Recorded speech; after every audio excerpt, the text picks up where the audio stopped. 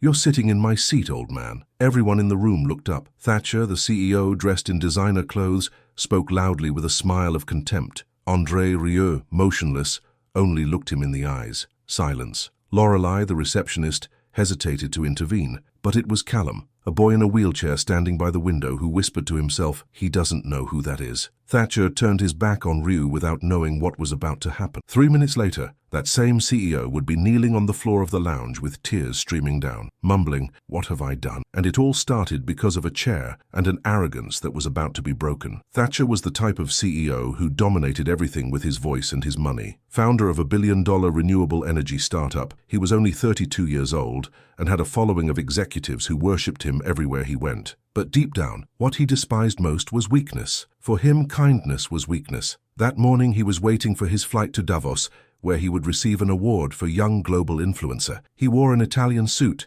had a $380,000 watch on his wrist, and a bored look, until he saw an elderly man sitting in his favorite chair in the lounge. That's when his arrogance took over. And the silent audience, consisting of wealthy travelers, attendants, and an observing boy, would see something that would change the atmosphere in the room. The sitting man didn't respond. He just stared at him. And seconds later, when the truth began to emerge, Thatcher's rage would become shame and his arrogance tears. Thatcher was impatient. He couldn't bear the thought of someone simply occupying his exclusive space, like the executive lounge at JFK Airport. The whole afternoon had already been out of his control. Cancelled meeting, flight delay, and now an elderly man sitting where he wanted to rest before the trip to Davos. The JFK lounge had always been his sanctuary. Here, among the glass walls and the soft sound of coffee machines, he felt at home. It was his kingdom, his territory. No one dared take his space, and certainly not without his permission. He walked with heavy steps toward the reception desk. His Italian leather shoes clicked on the marble floor. Lorelei, the young receptionist with golden hair and a nervous smile, saw him coming, and her heart sank. She knew that look. That look meant trouble. "Lorelei," he said without looking at her, his eyes fixed on the man in the corner. "Who let that man in?" "Mr. Thatcher. He has a valid access pass. I don't care," he interrupted her. "Look at him. He's not wearing a suit. No briefcase. No laptop. He doesn't belong here." Lorelei swallowed. "Sir, I can't just—" "You can," Thatcher said, his voice cold as ice. "And you will. Fix this now." He turned and walked to the bar where he ordered a glass of whiskey. But his eyes remained fixed on the man. That man, with his grey hair and calm demeanor, just sat there with closed eyes as if the world around him didn't exist. It irritated Thatcher. That peace, that calm. It was as if the man knew he didn't belong, but didn't care, as if he was above the rules. Thatcher took a sip of his whiskey and felt the warmth burn through his throat. He was used to getting what he wanted, always, without exception, and today would be no different. He walked toward the man, his footsteps resolute. "Excuse me," he said, his voice polite but with a sharp undertone, "but I believe you're sitting in my spot." The man slowly opened his eyes. They were blue, deep, and calm. He looked at Thatcher without saying a word. "Did you hear me?" Thatcher asked, his patience already thinning. "This is my seat. I always sit here." The man smiled, a small, almost invisible smile. "There are many chairs here," he said softly, his voice calm and melodious. Thatcher felt his blood boil. "That's not the point. The point is that this is my seat and I want you to leave." The man said nothing. He just closed his eyes again,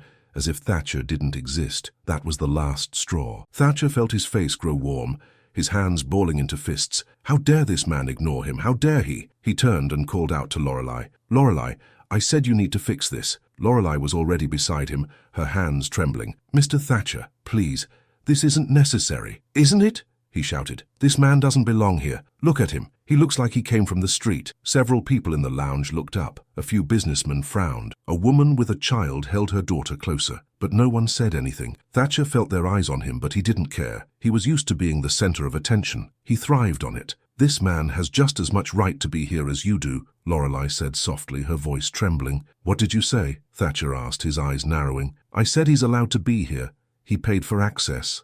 Just like you." Thatcher laughed, a hard, sharp sound. "Paid? Look at him. He probably doesn't have a cent." At that moment, something moved in the corner of the room, a small sound, like a wheel rolling across the floor. Thatcher turned and saw a boy in a wheelchair slowly coming toward them. It was Callum, a boy about 10 years old with dark hair and large brown eyes. He held a toy violin in his hands, a small plastic thing that looked like it could break at any moment. "Sir?" Callum said, his voice soft but clear. Do you play violin? He was addressing the older man, not Thatcher. Thatcher felt a new wave of irritation. Children don't belong in lounges, he said sharply, and certainly not with toys. Callum looked up at him, his eyes wide and confused. But sir, No, Thatcher said, taking a step closer. Just go. Go back to your mother. Callum's mother, a woman with blonde hair and a worried expression, stood up from her chair and wanted to come toward them. But before she could, something happened. Thatcher, in his frustration and anger, made a sudden movement. His foot, in his expensive Italian shoe,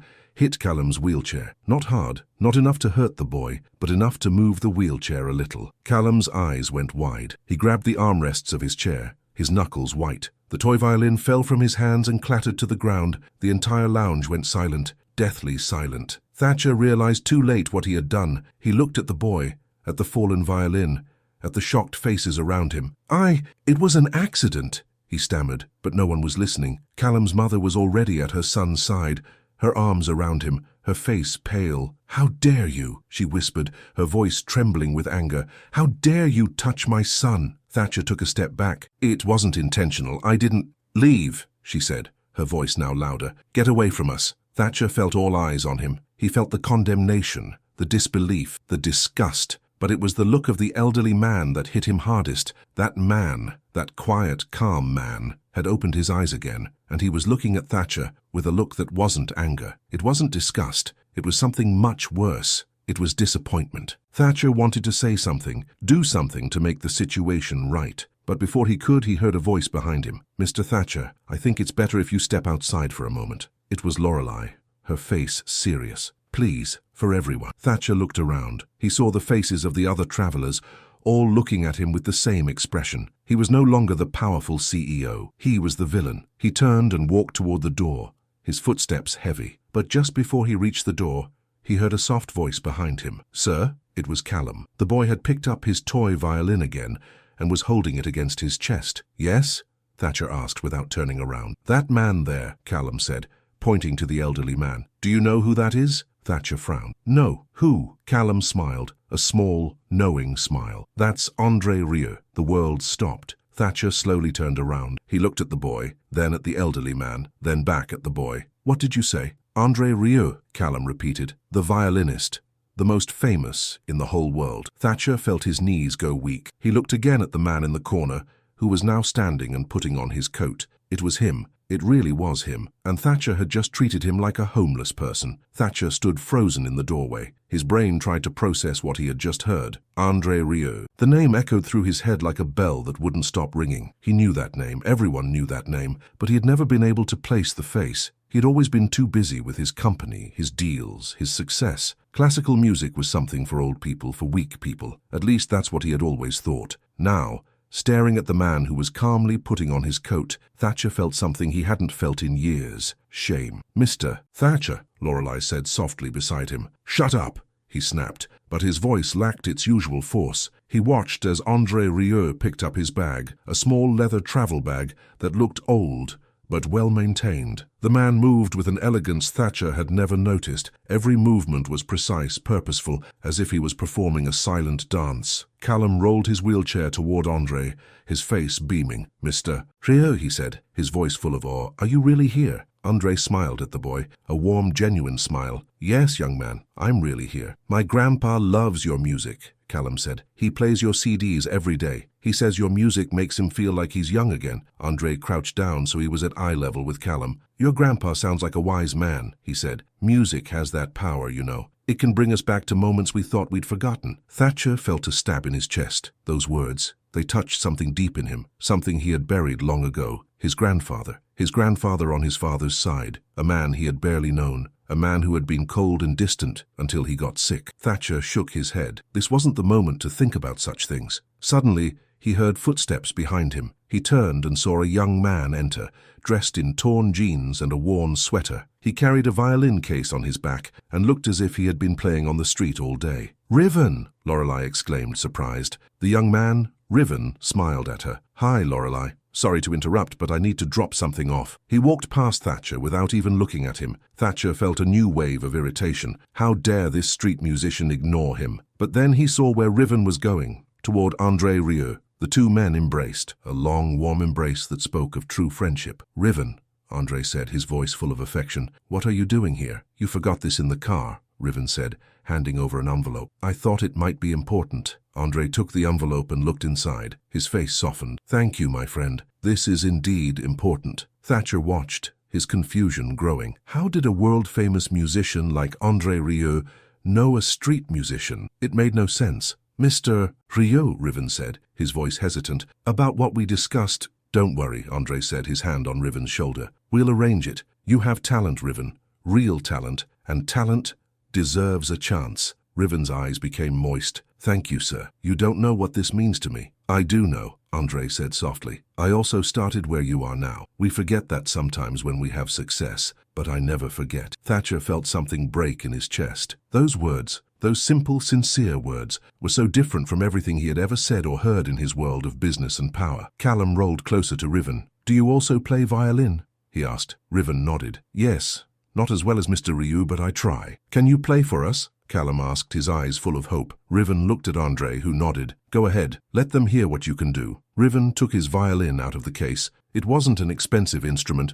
Thatcher could see that. It looked used, with scratches and stains. But when Riven began to play, everything changed. The music filled the lounge, a soft melody that was both sad and hopeful. It wasn't perfect playing. There were small mistakes, moments where the notes weren't quite pure, but there was something in the way Riven played, something that touched Thatcher in a way he didn't understand. Around him, people stopped what they were doing. A businessman working on his laptop looked up. A woman reading a magazine put it down. Even the barista behind the bar stopped polishing glasses. Everyone listened. When Riven finished, there was a moment of silence. Then came applause, not loud, but sincere. Callum clapped hardest, his face beaming with joy. André placed his hand on Riven's shoulder. "Beautifully played," he said. "You have a gift. Use it well." Riven wiped his eyes. "Thank you, Mr. Rieu, for everything." Thatcher looked at the scene before him and felt something he couldn't name. It wasn't jealousy, though that was part of it. It wasn't just shame, though that was there too. It was something deeper,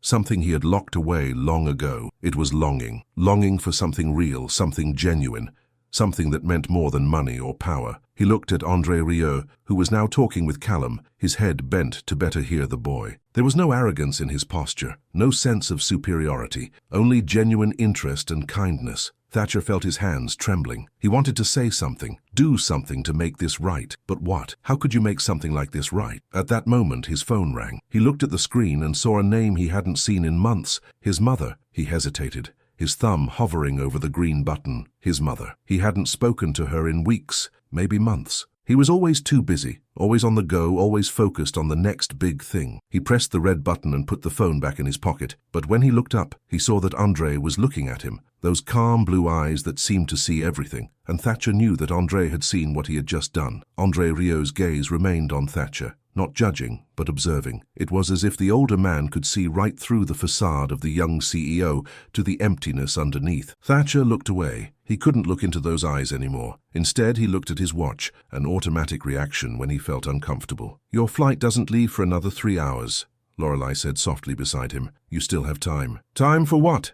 Thatcher snapped, but the sharpness in his voice sounded hollow. "To make it right," she said so softly that only he could hear. Thatcher looked at her. Lorelei had always been the assistant who did everything he asked without questions, but now he saw something else in her eyes. Disappointment. "I don't need to make anything right," he said, though even he didn't believe his own words. In the corner of the lounge, André Rieu was now sitting next to Callum, the two deep in conversation. Riven stood beside them, his violin still in his hands, a smile on his face. Thatcher felt a pang of jealousy. How could a street musician have more connection with a world-famous artist than he did? He, Thatcher, the CEO of a billion-dollar company. He walked to the bar and ordered another whiskey. The barista, a young woman with dark hair, looked at him with an expression he couldn't read. "Rough day?" she asked as she set the glass before him. "You have no idea," Thatcher said. "Oh, I think I do," she said, her eyes briefly glancing toward André Rieu. Thatcher took a sip of his whiskey. The liquid burned in his throat, but didn't bring the relief he sought. He thought about his grandfather whom he had barely known, a man who had worked hard his whole life, who never complained, who never showed weakness, until the illness came. Thatcher remembered the last time he had visited his grandfather in the nursing home. It was shortly before the end. The old man had lain in bed, his eyes staring at the ceiling, his hands trembling on the sheets. and there had been music playing. Soft classical music, violin music. "Who is that?" Thatcher had asked the nurse. "André Rieu," she had answered. "Your grandfather always asks for it. It's the only thing that still calms him." Thatcher hadn't thought much of it then. It was just music, just sound. But now, staring at the man himself, he realized what he had missed. It wasn't just music, it was a connection, a memory, a moment of peace in a life that had been reduced to pain and confusion. And he, Thatcher, had just treated that man like trash. "Mr. Thatcher," he turned and saw Callum's mother standing there. She was a small woman with kind eyes, but now those eyes were hard. "Yes," Thatcher said, his voice defensive. "I think you owe my son an apology," she said, her voice calm but resolute. "I already said it was an accident," Thatcher began. "An accident," she interrupted. "You touched his wheelchair on purpose.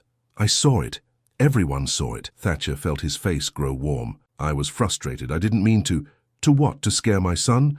To make him feel like he's not welcome? That's not fair." "That's not fair," Thatcher protested. "Fair?" The woman laughed, a bitter sound. "You want to talk about fair? My son has been laughed at and excluded his whole life because of his wheelchair, and then someone like you, someone who has everything, treats him like he's invisible. That's not fair." Thatcher had no answer because she was right. He knew she was right. "I'm sorry," he said finally, his voice barely more than a whisper. The woman looked at him for a long time. "Don't tell me," she said. "Tell him." She turned and walked back to her son. Thatcher stood there, his whiskey forgotten in his hand. He felt small, smaller than he had felt in years. "You should go to him," said a voice beside him. It was Riven, the street musician. He had put his violin back in the case and was now standing next to Thatcher at the bar. "Why should I?" Thatcher asked, more out of habit than genuine interest. "Because it's the right thing to do," Riven said simply. "And who are you to tell me what's right?" Thatcher snapped. Riven smiled. A sad smile. "No one. I'm nobody. Just a street musician trying to get by. But I know what it's like to be made small, to be treated like you're worth nothing." Thatcher looked at him. "And yet you played for us? Why?" "Because Mr. Rieu taught me that music isn't about ego. It's about connection, about touching something in people that's bigger than ourselves." "Nice words," Thatcher said sarcastically, "but words don't pay the bills." "No," Riven admitted, "but they give meaning to life, and that's worth more than all the money in the world." Thatcher wanted to say something back, but at that moment he heard a sound that made him freeze. It was music. Violin music. He turned and saw André Rieu standing, his violin under his chin, playing for Callum and the other people in the lounge. The melody was magnificent, so beautiful it hurt to listen to. It was as if each note touched an emotion Thatcher didn't even know he had. He saw Callum's face beaming with pure joy. He saw the boy's mother, tears in her eyes but smiling. He saw other travelers stop what they were doing, drawn to the music like moths to a flame, and he felt something break in his chest. Something he had locked away long ago, something he thought he didn't need anymore. It was grief. Grief for everything he had lost in his chase for success. Grief for the man he had become. When the music stopped, there was applause, loud and sincere. André Rieu bowed slightly, his face calm. Then he looked straight at Thatcher. "Music has the power to heal," he said, his voice carrying through the silent lounge, "but only if we open ourselves to what it wants to teach us." Thatcher felt all eyes on him. He wanted to run away, escape this situation he couldn't control, but his feet wouldn't move. Instead, he heard himself ask, "And what does it want to teach me?" André smiled, a sad smile. "That depends on you, sir. Are you willing to listen?" Before Thatcher could answer, his phone rang again. This time it was a message from his mother. "Your grandfather would have been 90 today. I just wanted to say, I'm thinking of him and of you. I hope you're doing well, sweetheart. Call me when you can." Thatcher stared at the message, his hands trembling. His grandfather, 90 years old. He had passed away 3 years ago, and Thatcher hadn't even attended the funeral. Too busy with work, he had said. Too many obligations. But the truth was that he had been afraid. Afraid to feel. Afraid to show weakness. He looked up and saw André Rieu still looking at him. Those calm, wise eyes that seemed to understand everything. And for the first time in years, Thatcher felt tears prick behind his eyes. "What have I done?" he whispered, more to himself than to anyone else. But André heard it, and he smiled. Thatcher stood there in the middle of the lounge with his phone in his hand and tears threatening to come. Around him were the sounds of daily life, the murmur of conversations, the sound of coffee machines, the announcement of flights over the loudspeakers. But for him, only that moment existed, that realization. André Rieu carefully put down his violin and walked toward Thatcher. His movements were slow, thoughtful, as if he was approaching a wounded animal. "Sir?" André said softly when he stood before Thatcher. It's never too late to make the right choice. Thatcher looked up, his eyes red. You don't understand. I understand more than you think, André interrupted kindly. I see a man who has locked himself in a cage of success and expectations. A man who has forgotten what it means to be human. How do you know that? Thatcher whispered. Because I was once the same man, André said. When I was young, I thought music was only about perfection, about being the best, about recognition and fame. I forgot why I had started playing. He pointed to Callum, who was still sitting in his wheelchair, his face full of expectation. And then I met people like him, people who reminded me what really matters. Thatcher followed his gaze. He saw Callum, small and vulnerable but with eyes full of light. He saw the boy's mother, protective but also hopeful. He saw Riven, the street musician, who now stood beside them, his violin pressed against his chest as if it were his most precious possession, and he felt something shift in his chest. I don't know how to make this right, Thatcher said, his voice broken. Start with the truth, André said. Go to that boy and tell him what's really in your heart. Thatcher hesitated. Every fiber in his body screamed that he should run away, escape, go back to his comfortable world where he had control. But there was something in André's eyes, something that made him stay. He nodded slowly and walked toward Callum. The boy looked up at him, his face now cautious. His mother came closer, protective, her hand on Callum's shoulder. Callum, Thatcher began, his voice uncertain. I need to tell you something. The boy said nothing, just waited. What I did was wrong. Hitting your wheelchair wasn't an accident. I was angry and frustrated and I took it out on you, and that's unforgivable. Callum's mother looked at him sharply, but Callum himself seemed to be thinking about his words. Why were you angry? Callum finally asked.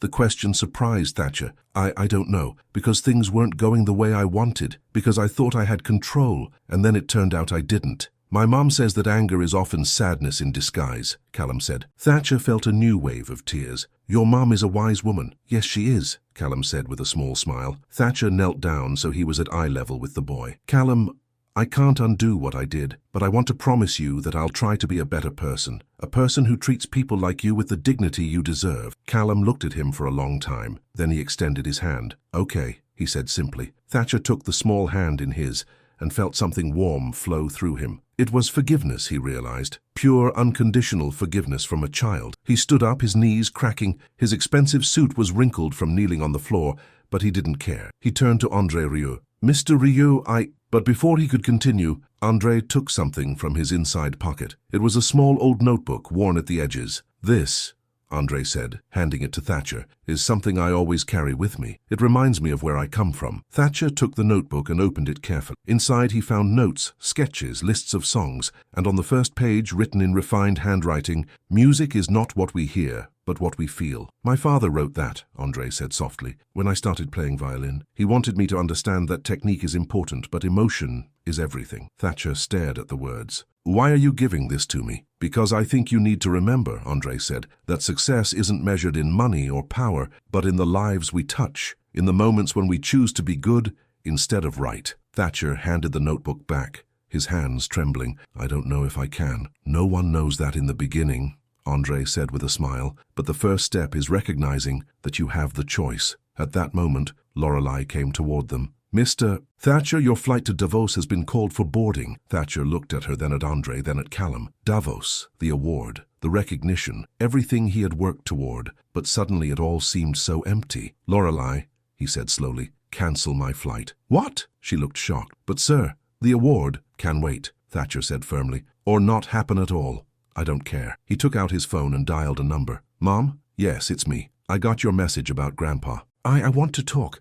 Can I come over? On the other end of the line there was silence, then a muffled sob. Of course, sweetheart. Come as soon as you can. Thatcher hung up and looked around the lounge. Mr. Rieu, would you come with me to my mother's? I think she would appreciate meeting you. She loved Grandpa and he loved your music. André looked surprised. I don't know if that's appropriate. Please, Thatcher said. I'm not asking for forgiveness. I'm just asking for a chance to make something right, to show my mother that I understand now, that I understand what that music meant to Grandpa. André looked at Riven, who nodded. Go, Riven said. This is important. André turned back to Thatcher. All right then, but only if Callum and his mother can come too. Thatcher looked at the boy and his mother. Would you? Callum's mother hesitated, but Callum's face lit up. Yes, "Can we, Mom?" She sighed but smiled. "All right then." And so half an hour later, they were all sitting in Thatcher's luxury car, heading to his mother's house in the suburbs of Boston. André Rieu in front, Riven, Callum, and his mother in the back. It was a strange group, but as they drove, Thatcher felt something that resembled peace for the first time in years.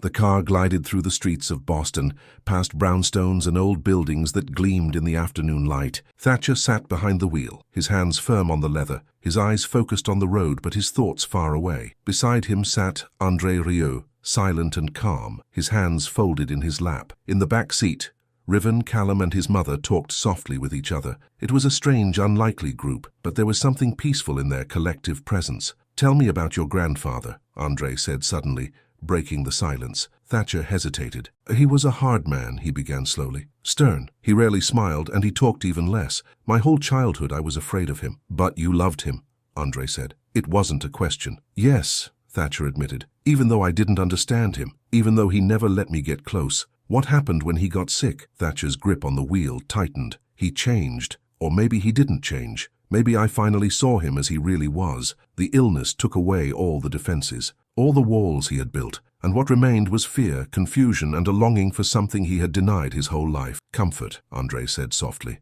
"Yes," Thatcher whispered, "and he found that in your music." There was silence again. Then André said, "You know, I often receive letters from people telling me that my music has helped them through difficult times. Sometimes I think that's the most important thing I do. Not the concerts for thousands of people, but the quiet moments when someone is alone with their pain and my music lets them breathe for a while." Thatcher felt tears prick in his eyes. "I never thanked him for everything he did for me. I was always so busy with my own life, my own ambitions, and then he was gone. It's never too late to show gratitude," André said. "Not to him, perhaps, but to others who knew him, to your mother, to yourself." They arrived at a small, neat house on the edge of the city. It had a garden full of flowers and a red front door that looked inviting. Thatcher parked the car, and they all got out. Emberly, Callum's mother, helped her son into his wheelchair, and they walked together to the front door. Before Thatcher could ring the bell, the door opened. His mother stood there, a small woman with grey hair and kind eyes that went wide when she saw the group. "Thatcher," she said, confused. "What is all this?"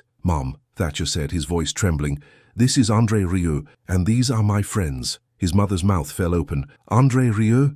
The violinist?" André stepped forward and bowed slightly. "Ma'am, it's an honor." "Oh my goodness," she whispered. Come in, all of you." They walked into a cozy house full of photos and memories. Thatcher saw photos of his grandfather everywhere, a reminder of the man he had been before the illness had changed him. "Mom," Thatcher began as they sat in the living room, "I got your message about Grandpa's birthday." "Yes," his mother said softly, her eyes drifting to a photo of her father. "He would have been 90 today. I still miss him every day." "Me too," Thatcher said, and he realized with a shock that it was true. He had thought he had no emotion left for the old man, but now, in this house full of memories, he felt the pain of loss. "Ma'am," André Rieu said gently, "your son told me that your father loved my music." "Oh yes," she said, her face lighting up. "In the nursing home, especially at the end, it was the only thing that calmed him. The nurses said he always smiled when they played your CDs." André nodded. "Would it be all right if I play something for him? As a tribute?" Thatcher's mother burst into tears.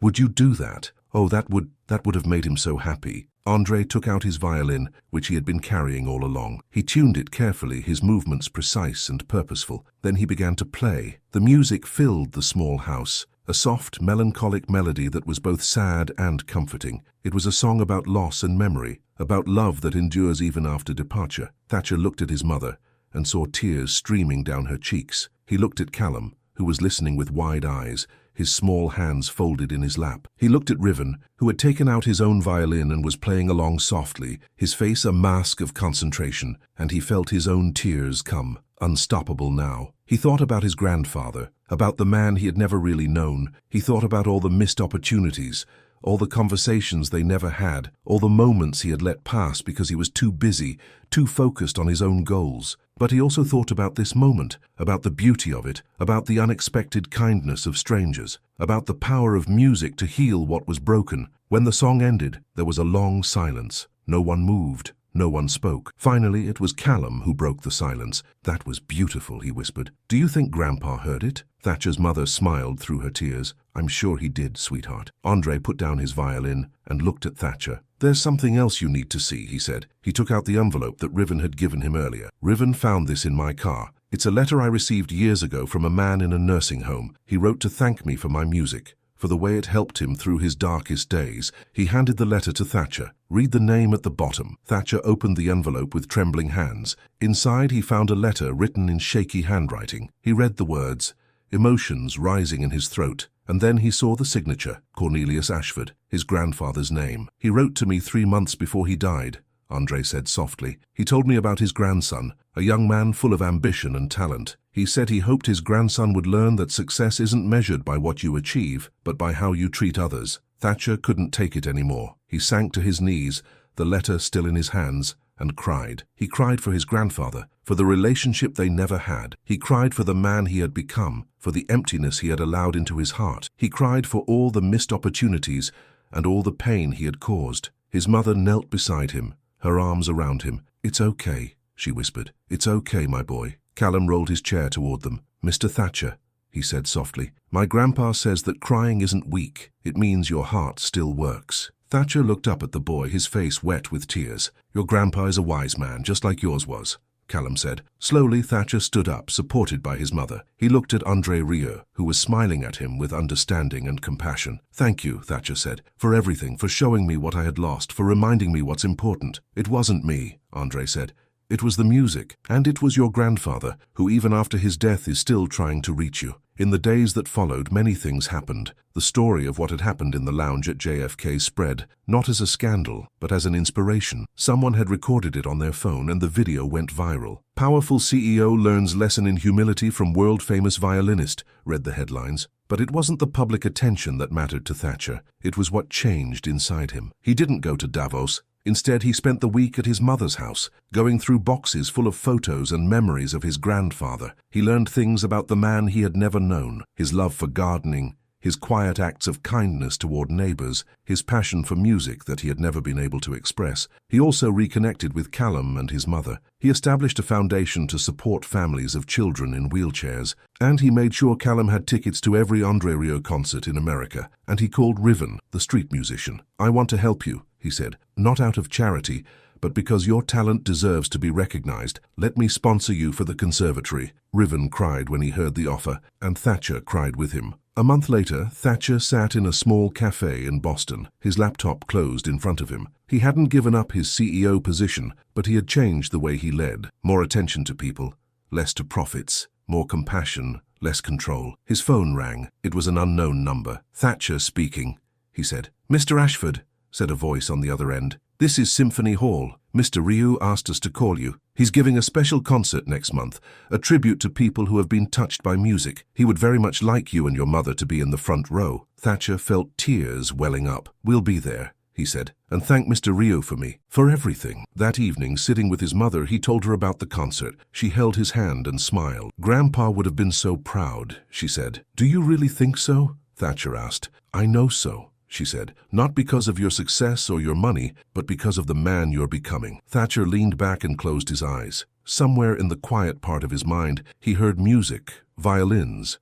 and he smiled. 3 months later, Callum stood on the stage of Symphony Hall, his wheelchair gleaming under the lights. In his hands, he held a real violin, not the toy he had had in the lounge. André Rieu stood beside him, his hand on the boy's shoulder. "Ladies and gentlemen," André said into the microphone, "tonight we celebrate not just music, we celebrate the power of forgiveness, of connection, of remembering what truly matters." He nodded to Callum, who placed the violin under his chin. With trembling but determined hands he began to play. It wasn't perfect. There were false notes and uncertain moments, but it was beautiful. Beautiful because it was sincere. Beautiful because it came from the heart. In the front row sat Thatcher and his mother, hand in hand. Beside them sat Riven, now a student at the conservatory, his face glowing with pride for his young friend. When the piece ended, the entire audience stood up. The applause thundered through the hall, not just for the music, but for what it represented. André Rieu bowed. Then he helped Callum bow. The boy's face beamed with pure joy,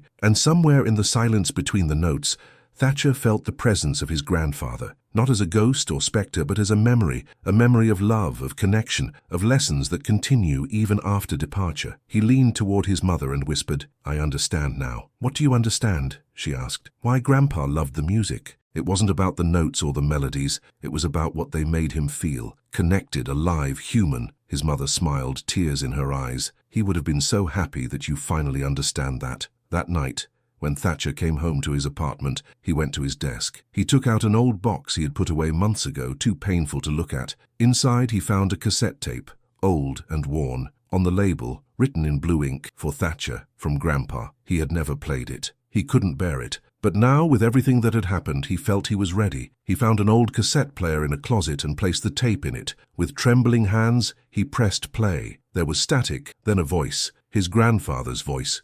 Weak, but clear. "Thatcher," said the voice, "if you're hearing this, I'm probably gone. There are so many things I wanted to tell you, so many lessons I wanted to share, but I was always too proud, too afraid to show weakness." There was a pause, the sound of breathing. "So instead I give you this music, not because I want you to become a violinist, but because I want you to understand what music taught me. That beauty comes from vulnerability. That strength comes from accepting our weaknesses. That love comes from opening our hearts even when it hurts." Thatcher felt tears streaming down his cheeks. "Don't be like I was, grandson. Don't be afraid to feel, to love, to be human. Because in the end, when everything has fallen away, that's the only thing that remains. Not your successes or your possessions, but the lives you've touched and the love you've shared." The voice stopped, and then music began to play. Violin music. André Rieu. Thatcher sat there listening, crying, but also smiling, because for the first time, he understood. He understood his grandfather. He understood himself. He understood what truly mattered. And in that understanding, he found peace.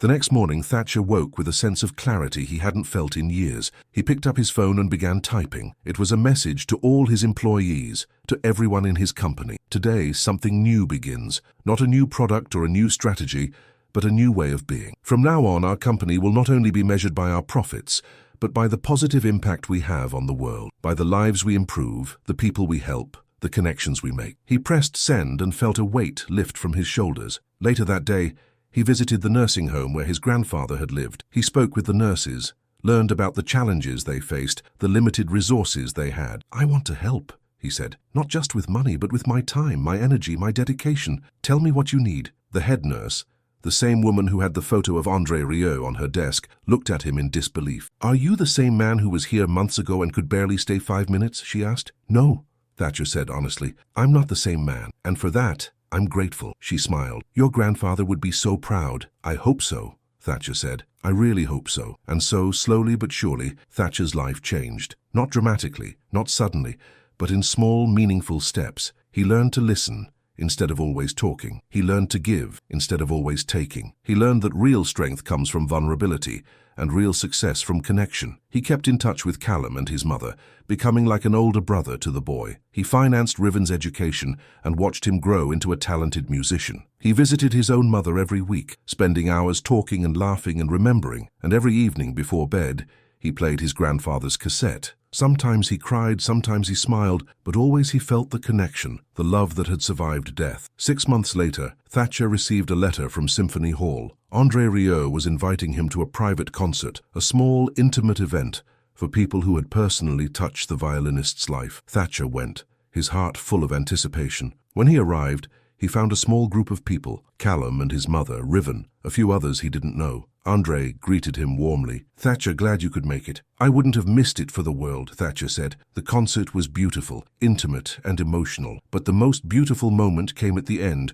when André asked Callum to play with him. The boy, now a year older, and much more confident in his playing, rolled to the center of the room. He placed his violin under his chin and nodded to André. Together they began to play. It was the song Thatcher's grandfather had loved most, the song that was on the cassette, the song that had changed everything. Thatcher listened, his eyes closed, and felt the music flow through him. He felt his grandfather's presence, not as a ghost, but as a memory, a warmth, a love that would never disappear. When the song ended and the last notes hung in the air, Thatcher opened his eyes and saw something remarkable. Everyone in the room was crying, not from sadness but from beauty, from connection, from the understanding that despite all our differences and problems, we are all connected by something greater than ourselves. André put down his violin and looked around the room. "Music," he said softly, "has the power to remind us of who we truly are. Not the roles we play or the masks we wear, but the essential humanity we all share." He directed his gaze at Thatcher. "And sometimes, If we're lucky, it brings us back to each other, to connection, to love, to home. Thatcher stood and walked toward André. He extended his hand, but André ignored it and embraced him instead. "Thank you," Thatcher whispered, "for everything, for saving my life." "I didn't save your life," André said. "You saved yourself. I only played the music." But Thatcher knew better. It wasn't just the music. It was the kindness, the forgiveness, the chance to begin again. It was the reminder that it's never too late to change, to grow, to become the person you were always meant to be. That night, alone in his apartment, Thatcher opened his laptop. He began to write. Not a business plan or a memo, but a letter to his grandfather, even though it would never be read. "Dear Grandpa, it took me too long to understand what you were trying to teach me, but I understand now. I understand that success isn't measured in numbers or awards, but in the lives we touch and the love we share. I understand that weakness is not a disgrace, but part of what it means to be human. And I understand that your music wasn't just notes and melodies, but a language of the heart, a way of saying the unspeakable." He paused, wiped his eyes. "I miss you every day, but I also feel you in the music, in the lessons, in the man I'm becoming. And I promise you that I will keep trying to be good, to be kind, to live with an open heart." He signed the letter, printed it, and placed it in the box next to the cassette. It was a small act, meaningless to the outside world, but for Thatcher, it was everything. It was a promise, a commitment, a way of saying that the circle was closed, that the lesson was learned, that the journey that had begun in a lounge at JFK had ended in something more beautiful than he could ever have imagined. And as he fell asleep that night with the music of his grandfather still playing in his mind, he smiled, because for the first time in his life he felt complete. Not perfect, but whole. Not flawless, but sincere. He felt human, and that was enough.